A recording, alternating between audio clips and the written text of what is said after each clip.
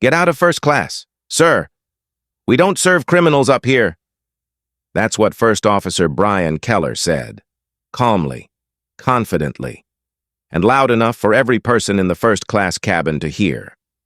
Before he tore Malik Jordan's boarding pass in half and let the pieces fall to the floor like lint. He didn't flinch, didn't whisper, didn't apologize. He looked Malik square in the eye and added, "You're probably used to flying coach, or jail." Then lead flight attendant Jenna Price walked up, grabbed Malik's wallet from the armrest without permission, waved it overhead like evidence, and sneered. "Let security sort out if this thing's even real." In that moment, Malik said nothing, not because he couldn't, but because he knew. In exactly 45 minutes, the same man they just humiliated would halt the flight and fire the entire airline crew, and still, none of them saw it coming. Before we go deeper into what happened on board this flight, I have one quick favor. Tell me where you're watching from in the comments, your city or country, and if this story grabs you already, if you believe in standing up to injustice, hit that like button and subscribe. It helps more people hear the truth. And today, truth is all that matters. It was 7:15 a.m. Gate C-17, Chicago O'Hare. Malik Jordan, dressed in jeans and a white shirt, boarded SkyPulse Airlines Flight 2820 without fanfare. No briefcase, no assistant, no Rolex, just a black man with a platinum boarding pass, a black leather tote, and the kind of quiet confidence only billionaires carry. But to Brian and Jenna, he didn't look the part. He looked like someone sneaking into a seat that wasn't his. What they didn't know was that Malik wasn't just a passenger. He was the CEO of Nexus Dynamics, worth $4 billion, and the 30% owner of SkyPulse Airlines. His presence wasn't an accident. He was here on a mission. A silent audit after anonymous Reddit posts exposed racism inside SkyPulse's first-class service. This wasn't revenge. It was verification, real-time, human-led, face-to-face truth. Brian scoffed at the platinum card Malik held out. "Where'd you get this? Amazon?" Jenna took it from Malik's hand, turned to the cabin, and said, "Folks, we got a forged flyer here." Behind her, a couple in row 3 smirked. One man muttered, "They always try to game the system." That's when a young man named Andre Carter, 28, sitting in seat 2A, began filming with his phone. "Injustice on SkyPulse Airlines," he whispered, and posted it to X. No hashtags, just raw footage. The reaction was immediate. Whispers, side eyes, tension, across the aisle. Owen Hayes, 33, ethics consultant, slammed his tray table. "You're profiling him. It's obvious," he said to Brian. Malik remained calm, but his mind was elsewhere. Back 20 years ago. He was 20 years old, flying alone for the first time to pitch a college tech idea to an investor in Dallas. He'd saved for months, wore his favorite hoodie and sneakers, and splurged on a first-class upgrade with the little he had. As he took his seat, the flight attendant, middle-aged, with a hard smile, walked up and asked, loud enough for the whole cabin to hear, "Are you sure you're in the right seat?" Malik smiled awkwardly, nodded, and handed her the ticket. She studied it like it was a fake, then called over another crew member to double-check. No apology came, just a sigh, a shrug, and an, "I guess it's real." The humiliation burned deeper than anything the young Malik had ever felt. He didn't say a word back then, but he made himself a silent promise. One day, he wouldn't just sit in first class. He'd own the airline. That memory, that fire, was why he stood silent now, not weak, but watchful. Back in the cabin, Jenna tossed Malik's wallet across the aisle. It bounced off the seat and fell to the floor. "Security will match it to your fake ID," she barked. Malik picked it up slowly, held his composure. "Scan the card," he said. Brian laughed. "We don't scan forgeries." Malik didn't argue. He took out his phone and called Talia Brooks. his executive assistant. "Talia," he said in a low voice, "start protocol 3. She responded instantly. "Logging? Already recording? Are you safe?" "For now," he replied. Jenna turned to the rest of the cabin with a fake smile. "Sorry for the delay. Folks, we're handling a boarding issue. Someone forged a platinum pass to sneak into this section." Malik stood taller. "You might want to double-check that story," he said. Owen stood too. "He's not lying. I saw the pass myself." Brian ignored him, reached over, and snatched Malik's platinum card from Jenna. He glanced at it, pretended to scan it, then slipped it into his pocket. "Doesn't even show up in our system," he said. "Imagine that," Owen shouted.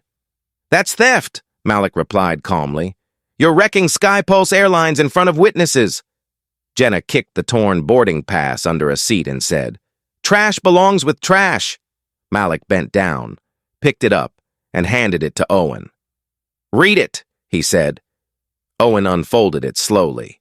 His voice, when it came, was clear. "Malik Jordan, Seat 1A, Platinum Tier." The cabin froze. Jenna's smile vanished. Kyle Vance, the secondary flight attendant, shifted nervously. "Wait," he said under his breath. Sofia Alvarez turned to Andre, who was still filming. "Enough," she said. "Put the phone down. Let your words be stronger than the video." Malik didn't move. He didn't flinch. But the temperature in the cabin had shifted. The quiet billionaire was done being quiet. Brian didn't blink. "Get him out of here," he barked. "He's not a first-class passenger. He's a scammer, and this plane's not moving until he's gone." And with that, he waved over Kyle Vance, the secondary flight attendant and onboard security coordinator, who arrived with nervous energy and forced authority. Kyle stepped between Malik and the aisle and grabbed his arm, not gently, not accidentally, but like someone trying to make a point. "Let's go," he snapped. "You don't belong here. Try baggage claim." The cabin gasped. The tone had shifted from humiliation to hostility. Malik stood his ground, not resisting, but not retreating either. "Remove your hand," he said. Low and even, but Kyle didn't. Across the aisle, Owen Hayes sprang from his seat again and slammed his tray table, the metallic bang echoing through the tension. "Enough!" he roared. "This is wrong, and you know it!" Behind them, Andre Carter's phone was back up, already filming again. "You're watching it live," he whispered into the lens. "This is what injustice looks like in first class." That video would ignite chaos later, but in this moment, it only added gasoline. Sofia Alvarez lunged forward, placing herself between Andre and the scene. "No more filming," she said, gripping his wrist. "Talk. Speak. Don't just record this. Change it." But Andre kept rolling. Kyle's grip tightened. Malik didn't flinch. And then, without warning, his memory shifted. He wasn't 40 anymore. He was 10 years old. Window seat, row 4. Flying back from Atlanta to Chicago after visiting his grandmother. It was supposed to be the first flight he could remember on his own. Something fun. His mother had dressed him up in clean khakis, a blue polo shirt, and a backpack with stickers on it. The airline had upgraded them to first class last minute, and he was thrilled. The seats looked like castles. But as he settled into his chair, an older white flight attendant walked over, leaned down, and said gently, but with a thin blade behind the smile, "Honey, are you lost? Coach is that way." He blinked at her, unsure how to answer. His mom, tall, proud, seated beside him, reached across and handed over the tickets without a word. The woman read them, hesitated, then walked away, whispering to another attendant. No apology, no explanation, just suspicion. And even at 10 years old, Malik understood something terrible. Even with the right seat, the right clothes, and the right behavior, he still didn't look like he belonged back in the present. Kyle's grip finally loosened. Maybe it was Owen's voice. Maybe it was Sophia's glare. Maybe it was guilt. Malik pulled his arm away slowly. "You know what this is," he said to Kyle. "You feel it." Kyle didn't answer, but his face betrayed him. Regret was starting to rise. Malik picked up his phone again. "Talia," he said quietly. "Log the physical contact. Verbal incident upgraded." Her voice came back immediately. "Logged. Corporate stream is active. This is all being time-stamped." Brian was pacing now at the front of the cabin like a captain without a map. "This flight's grounded until we deal with him," he snapped. "He's delaying everyone." Jenna joined in from the galley. "This is what happens when we stop enforcing class barriers." She didn't whisper it. She wanted them all to hear. Owen's voice cut through the cabin again. "What class barrier? He's got a platinum card, a valid boarding pass. The only barrier is your bias." Malik stood silently, letting the words echo. And then he turned to the camera in Andre's hand. "This isn't about me," he said. "It's about how quickly you all decided I didn't belong." Kyle, still standing awkwardly to the side, looked away. "I was just following Brian's lead," he muttered. "I didn't know what was real." Malik turned to face him directly. "But you acted like you did," Andre shouted toward the back. "They're watching this on X. The video's spreading," Sophia snapped back. "That doesn't matter now. What matters is what we do next." Malik raised the phone again. "Talia, confirm we've reached stage 2 of Protocol 3. "Confirmed," she said. "We're approaching administrative escalation. Would you like to trigger internal audit visibility?" Malik paused. "Not yet. Let's give the truth a chance to breathe first." Passengers in rows 2 through 5 were now fully involved. Whispers turned to open commentary. One man called out. "What's his name again?" A woman across from him said. "I don't care who he is. This is wrong." And here's where I want to pause and ask you. Yes, you watching this? What would you do right now if you were in that cabin? Would you speak up? Call it out? Or stay silent and hope someone else does? Be honest and share your answer in the comments. We read them, every single one. Kyle turned slowly back toward Malik. "Look, he began, but Owen cut him off. "No, don't explain. Just stop," Brian shouted again. "Enough. I'm calling ground control. He's a threat to the flight." Malik raised an eyebrow. "I've passed every TSA scan. I have a verified boarding pass. I have a platinum card. What exactly is the threat?" "Brian?" Jenna chimed in. "We don't have to answer that. We just follow protocol." Malik smiled tightly. "You mean the same protocol that doesn't involve tearing passes, throwing wallets, or pocketing customer IDs?" Kyle stepped backward, visibly shaken. His fingers twitched near his earpiece. "I think we should just verify the card," he mumbled. "Properly. Like with a scanner," Jenna hissed. "Don't fold now." Owen stepped forward, standing shoulder to shoulder with Malik. "Too late. He already did," Andre whispered. "This is getting worse by the second." Sophia nodded. "Or maybe it's getting clearer." Talia's voice buzzed again through Malik's phone. "Audit visibility is ready. Say the word." Malik looked around at the passengers, at the fear, the anger, the awakening. "Not yet," he whispered. "Let them dig their own hole." Kyle took a deep breath and turned toward Brian. "Maybe we should back off." Brian looked furious. "You want to lose your job over this faker?" Kyle didn't respond, but he didn't move either. And for the first time, Malik saw hesitation, real hesitation.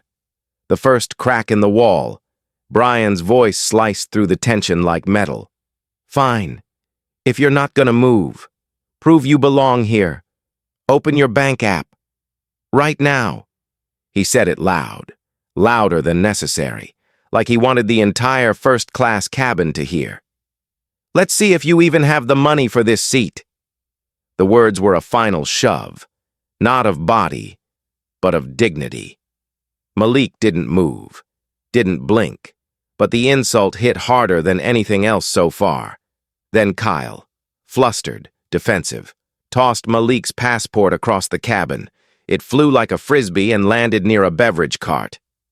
"Go pick that up," he barked, trying to sound firm but cracking. Passengers gasped. Sofia Alvarez covered her mouth. Andre Carter's camera was up again. "He just threw his passport," he whispered into the lens. "Like it was trash. This is going viral." But Malik didn't break. His posture was iron, his silence louder than any shout. Jenna Price, arms crossed, turned her attention to a young black woman seated 2 rows back, Kira Nelson. 22, a journalism student with a shy smile and nerves in her eyes. "You two together?" Jenna asked, voice dripping with insinuation. Kira shrank back in her seat. "No," she said softly. "I don't even know him." Jenna laughed. "Sure, but first class is getting real crowded with you people today." That phrase, "you people," hit like a whip. Malik saw Kira's face fall, her hands clenched into fists in her lap. And that's when something in him finally snapped, not in anger, but in clarity. He remembered another flight, another humiliation. Malik was 25. He'd just closed his first $2 million contract, and he'd splurged on a flight to San Diego for a conference, first class, fully paid, black turtleneck and blazer. He felt powerful, for the first time. He felt like someone who belonged in the sky. But when he boarded, the flight attendant looked him up and down, narrowed her eyes, and asked if he'd won a sweepstakes. The words were casual, the tone polite, but the wound was deep. Later, as he sipped sparkling water, the same attendant passed by and whispered, "You people really are breaking ceilings these days, huh?" She thought she was being kind. She didn't see how it shattered him. That day, Malik didn't argue. He internalized it, sat through the flight with fire in his gut and steel in his chest, but he never forgot it. And now, on Skypulse Airlines, he was staring down the same insult from a younger mouth, dressed in a sharper uniform, but wielding the same weapon, bias disguised as policy, back in the cabin. Kyle stepped forward again, trying to regain control. "Sir, I'm going to have to ask you to move toward the front while we sort this out." Malik said nothing. Owen Hayes stepped in. "Don't touch him again. That's assault." Kyle's hands hovered mid-air, trembling. I'm just doing my job." Owen turned to the rest of the cabin. "Are we all going to pretend this is normal?" A man in row 4 stood. "He hasn't done anything wrong," a woman next to him added. "He showed his card, twice. They tore it up." The passengers were no longer silent. Andre's phone was still rolling. "We've got 12 witnesses," he said to no one in particular. "And proof on video." Jenna crossed her arms tighter. "Passengers are not allowed to film flight staff," Sofia Alvarez snapped. "And flight staff aren't allowed to discriminate. Which one do you want to fix first?" Malik finally spoke. "Talia," he said into his phone. "Initiate visibility audit. Quietly." Her voice came back calm. "Confirmed. Internal leadership now sees the live stream. Would you like to proceed with escalation?" Malik's answer was cool. "Give them 5 minutes. Let's see who chooses the right side." Kyle's eyes flicked nervously toward Jenna.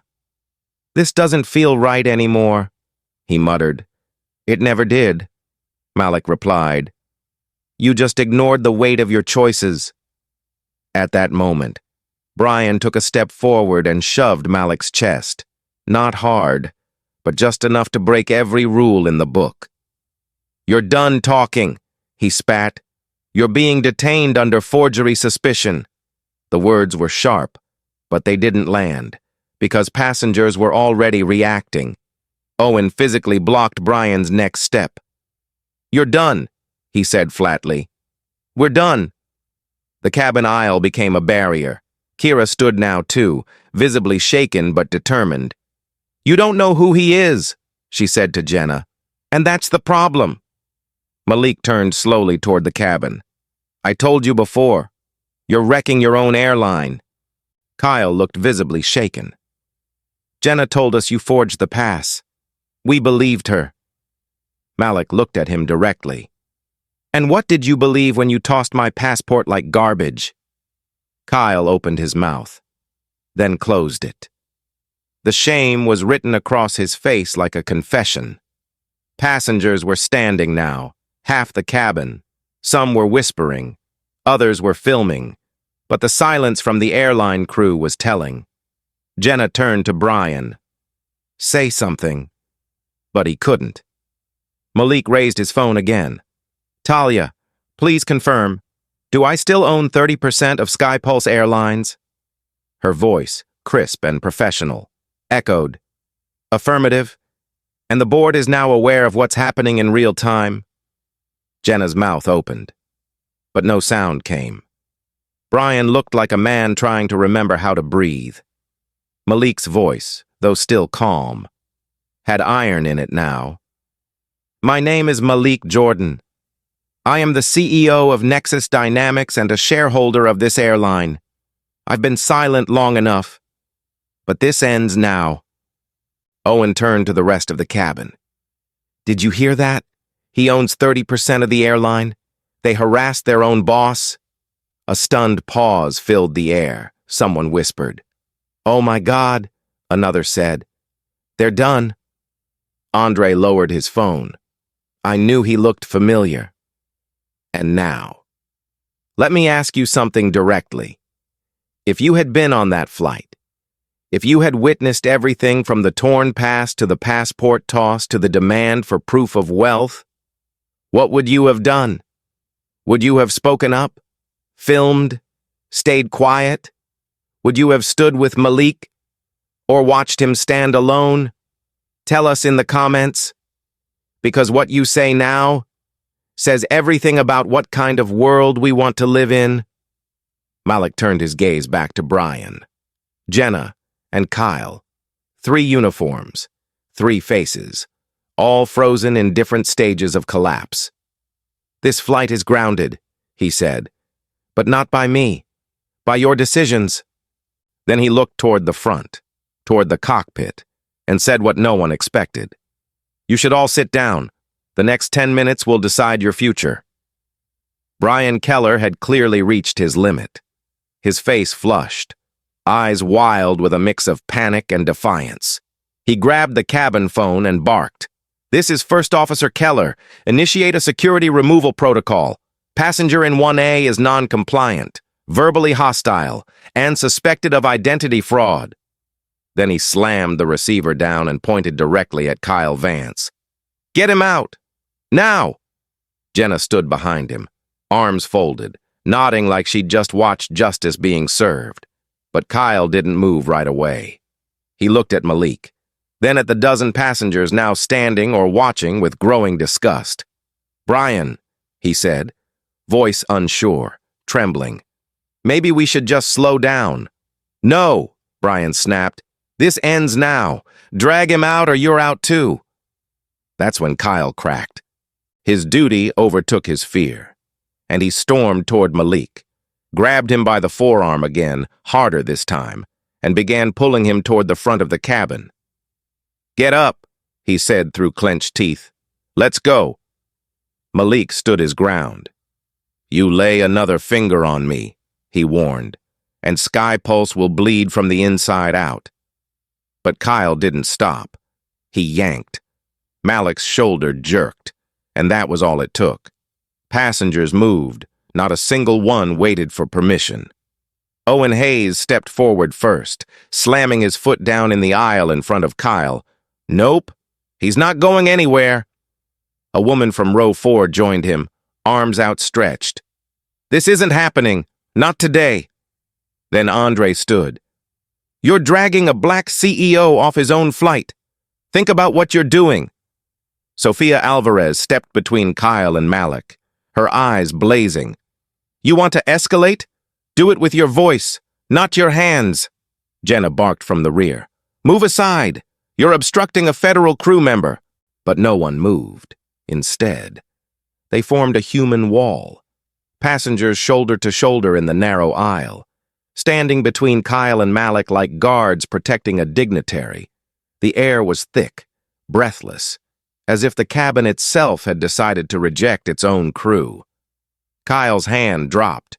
He looked down at his own fingers like they no longer belonged to him.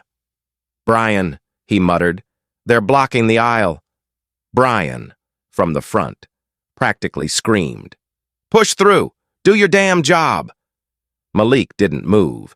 He just turned to Kyle and said one word, steady and low, "Choose," and Kyle froze.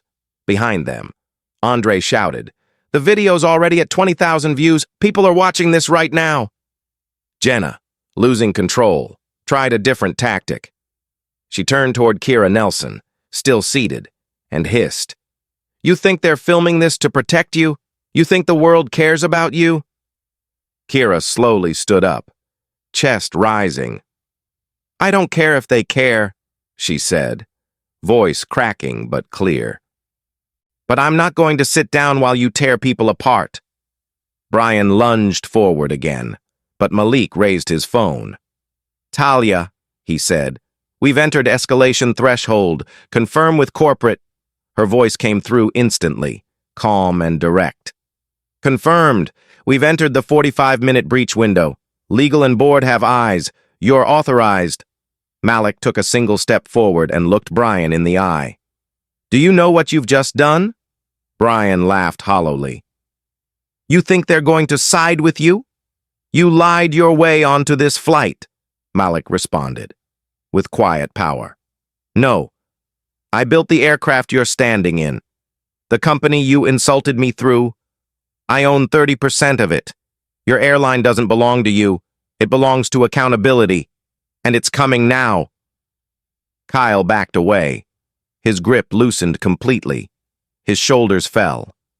Then, like someone slipping out of a costume, he whispered, "He didn't forge anything.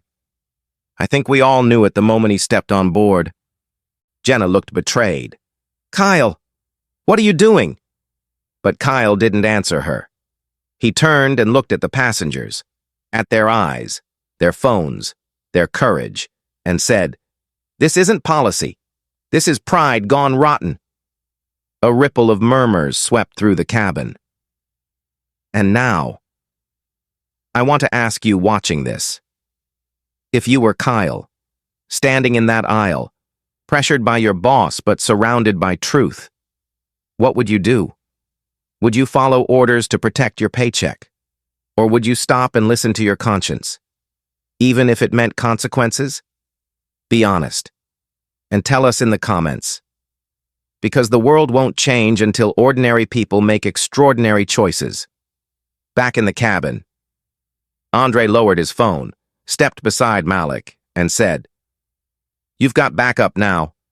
Malik gave him a single nod. Sofia, still standing between Kyle and Jenna, turned to Malik and said, "This wasn't just a test flight, was it?" Malik's voice was soft. "It was never just a test. It was a reckoning." Jenna tried one last command. "We are the airline crew. You don't get to overrule us." Owen turned to her. "We just did. And so did your boss." At that moment, Kyle turned to the galley, ripped off his security coordinator badge, and dropped it into the waste compartment. "I'm not part of this anymore." Brian's voice cracked. "You coward!" But no one heard him over the passengers. Now applauding, Talia's voice buzzed again. "Malik, corporate is alert. PR is standing by. Legal's approved immediate action." Malik looked straight ahead, voice steady. "Then let's begin." Malik stepped forward slowly, the aisle now clear, the passengers silent, not in fear, but in awe. The man they had seen insulted, doubted, grabbed, and mocked was still standing, calm, composed, resolute. He reached down into his black tote, pulled out a folded navy blazer, and slipped it over his white shirt with one smooth motion. It wasn't just clothing, it was armor. And when he looked up, his voice didn't rise. It didn't need to. "My name," he said clearly, "is Malik Jordan. I am the Chief Executive Officer of Nexus Dynamics. And as of this morning, I still hold a 30% ownership stake in Skypulse Airlines." The words hit the cabin like a thunderclap. Jenna's mouth opened, but nothing came out. Brian took a step back, like he was being physically pushed by the truth. Kyle dropped into an empty seat, head in hands. "Effective immediately," Malik continued. "First Officer Brian Keller, Lead Flight Attendant Jenna Price, and Security Coordinator Kyle Vance. You are relieved of all duties and permanently dismissed from Skypulse operations." He looked directly at Jenna. "Ms. Price, you are also permanently banned from flying on any Skypulse route, commercial or private, for cause." The silence was deafening. Not a whisper, not a cough, just one woman near the back letting out a stunned, whispered, "Oh my God!" Brian surged forward, face red, voice breaking. You can't fire me. I've been with this company 16 years. Malik didn't flinch. 16 years? And you still think power gives you the right to belittle passengers, to rip tickets, to steal IDs, to drag people by the arm? He turned slightly. Just enough for every camera phone now pointed his direction to see his expression. You're not being fired because of a mistake. You're being fired because you made a choice. And today, the consequence finally caught up. Jenna took a step forward, trembling with fury. This is abuse of power. You planned this. You tricked us. Malik turned to her, slowly. I gave you a chance to do your job. You chose to do something else. Owen Hayes added from behind. You treated him like a threat before you even looked at his name. Sophia Alvarez nodded. And you made Kira feel small just for sitting in a seat she paid for. Kira, standing quietly now, wiped a tear from her cheek. I didn't think anyone would stand up for people like me, she said, voice shaking. But this changed something in me. Jenna's hands trembled at her sides. Then suddenly, the dam broke. Her voice cracked. You want truth? She said. Loud now, eyes darting across the cabin. Fine. 7 people. 7 formal complaints about Brian in the past year. All for bias. All for racial profiling. Passengers inhaled sharply. Kyle looked up. Wait. What? Jenna laughed bitterly. I shredded them. We all knew corporate would cover him. I didn't think any of them mattered. Her voice dropped. I didn't think he mattered. That was the moment the last thread snapped. Kyle stood. You knew? You hid those? Jenna didn't answer. But the silence spoke volumes. Talia's voice came through Malik's earpiece. Malik, board confirms full authority on site. Immediate termination privileges granted. Jenna's confession is now in the live feed archive. Malik nodded. Log it. File it under personnel breach. He looked at Jenna once more. You didn't just fail the audit. You failed the people you swore to serve. Then, turning to the passengers, he added, and for that, I apologize. You trusted this airline, and this airline forgot what that meant. Andre Carter stepped forward, lowering his phone. Not anymore. We saw everything. We won't let this disappear, Sophia added. Justice happened in this cabin today because people stood up when it counted. Malik turned to Kyle. Mr. Vance, he said, his voice not cold, but final. Your silence made this worse. You had a choice, and you hesitated. I hope someday you learn what courage looks like before it's too late. Kyle nodded. visibly broken. I do. I see it now. Talia buzzed in again. Final confirmation. All 3 terminations processed. PR preparing an immediate statement. Cabin feed will remain active until audit review is complete. Mullick took a breath and looked around the cabin. If anyone here would like to submit a written statement or verbal complaint, please remain seated after deplaning. Legal and media response teams will meet us on the jet bridge. The passengers nodded. A few clapped quietly, not for show, but for solidarity, for truth. And now I ask you, watching this, wherever you are, have you ever had to pretend you were smaller just to avoid being seen as a threat? Have you ever been told you didn't belong somewhere you paid to be? If so, what would justice look like to you? Would it be someone shouting back, or someone simply standing tall when no one else would? Let me know in the comments, because what we define as justice today becomes someone else's reality tomorrow. Jenna turned away, shoulders slumped. Brian sat down, stunned, like a man watching the walls of his life collapse in real time. Kyle leaned forward, elbows on knees, saying nothing. The 3 of them, so loud minutes ago, were now silent, surrounded not by screaming, but by calm. Malik adjusted his blazer. We're not done, he said. Sky Pulse will answer for what happened here, and you 3 will never have the chance to do this to another passenger again. And with that, he turned and walked back to seat 1A, not as a test subject, not as a victim, but as the man who'd turned a cabin into a courtroom and delivered the verdict himself. Malik remained standing at the front of the cabin, his hands clasped loosely in front of him, blazer draped cleanly across his shoulders, as he addressed not just the passengers, but the soul of Sky Pulse itself. This flight doesn't just need to land, he said calmly. It needs to mean something. He turned slightly, facing the remaining crew members and every passenger who had witnessed the breakdown and rebirth of accountability in real time. Effective immediately, he announced, SkyPulse Airlines will launch a company-wide initiative, SkyPulse Unity.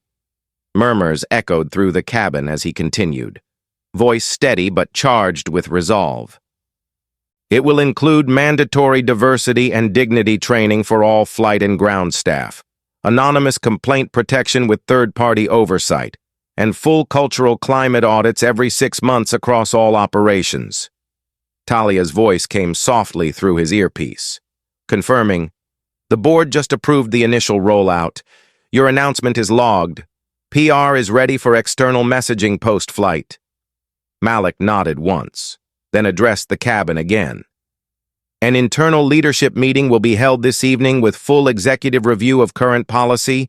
We will revise hiring, accountability, and escalation protocols, and for passengers like Miss Kira Nelson and every voice that has felt small in a seat they rightfully paid for, a public media apology will be issued within 48 hours. No disclaimers, no excuses. There was silence, then scattered applause, and finally, a rising wave of support from passengers who had been quiet until now, but who suddenly understood that they were not just flying, they were witnessing reform. Sofia Alvarez spoke up first. That's how you lead, she said, eyes wet. Not by command, but by character, Owen added. This airline might finally become one worth trusting. Even Andre lowered his phone. You didn't just stand up for yourself, he said. You changed the whole damn cabin. But the peace didn't last long, just as Malik began turning back towards seat 1A. Talia's voice returned through the earpiece, sharper now. We've uncovered something, she said quickly. HR audit flagged deleted entries linked to Jenna Price's staff login. She tried to bypass the compliance filter on the last internal audit. Malik stiffened. When? Talia answered. 2 months ago. She pre-marked all flagged passenger bias reports as resolved without incident, including complaints against Brian Keller and herself. The full report was set to go to corporate next week. Sanitized. Malik's voice dropped to a low, dangerous tone. She was trying to fake the audit, Talia confirmed. Yes, that's what she was hiding. He turned slowly. Jenna hadn't moved from the galley corridor, but now, under a dozen camera phones and 24 stares, she seemed visibly smaller, like her own reflection was caving in. Malik addressed the cabin, voice rising just slightly. There is one more thing the passengers deserve to know. Ms. Price didn't just mishandle complaints. She altered them. A wave of shocked murmurs rolled through the cabin. Kyle sat up straighter. She... What? Sophia looked stunned. She was going to erase the evidence? Talia confirmed it on speakerphone, her voice now heard by everyone nearby. The report was intercepted. We're preserving the raw complaints and will share them with federal compliance officers. Internal ethics review is underway. Malik stepped forward again, calmer than ever. Yet the authority in his voice was undeniable. This isn't about one person's guilt. This is about a system's silence. But silence ends now. He faced the remaining staff. Every manager who approved those audits without reading them will be held accountable. Every base where patterns emerge will be retrained, and every voice previously ignored will now be heard. Owen nodded. You're setting a standard for the entire industry. Kira, still standing beside her seat, now with her head held high, added quietly, You're giving people like me something we've never had before. A reason to trust. Malik met her eyes and gave a single nod. That's the point, he said. It starts here, with all of us in this cabin. This isn't about PR. This is about responsibility, mine, and now, Sky Pulse's. He walked back toward the front, pausing only once to glance at Jenna, who now looked less angry than hollow. You didn't just falsify records. Jenna, you tried to protect a culture that harms the very people we're meant to serve. And that ends today. Passengers began to stand, not in panic, but in support. There were no chants, no cheers, just steady, respectful nods, quiet agreement from strangers who had just become allies in a moment that transcended boarding groups and seat numbers. Talia's voice returned, now warm. The board says they're behind you. Malik, full access granted, legals locked in, and press is waiting for your official quote. Malik exhaled slowly. Tell them this, he said. The skies we fly must reflect the dignity of the people inside them, and the moment that dignity is compromised, accountability must take flight first. He paused, then added, This is not the end of a flight. This is the takeoff of a new era. Then, without waiting for applause, without needing validation, Malik returned to his seat, 1A, and sat down with the calm of a man who had weathered the storm and stayed standing. Because real power isn't about who takes control in a moment of chaos. It's about who rebuilds the system once the dust settles, by the time the cabin door finally opened. The scene on board Skypulse Flight 2820 was no longer just a corporate audit. It had become national reckoning. The fallout was immediate. Brian Keller, Jenna Price, and Kyle Vance were not only terminated from their positions, but flagged for formal investigation by the FAA for abuse of crew authority and passenger misconduct. The footage from Andre's recording spread across terminals and inboxes within hours, not through hashtags or viral trends, but through people pressing send with a shaking hand and the subject line. This is why we speak up. Passengers gave their verbal statements to waiting Skypulse officials on the jet bridge. Owen Hayes personally submitted a timeline of events, along with witness accounts. Kira Nelson, still holding her boarding pass like a badge of proof, signed off on a formal complaint.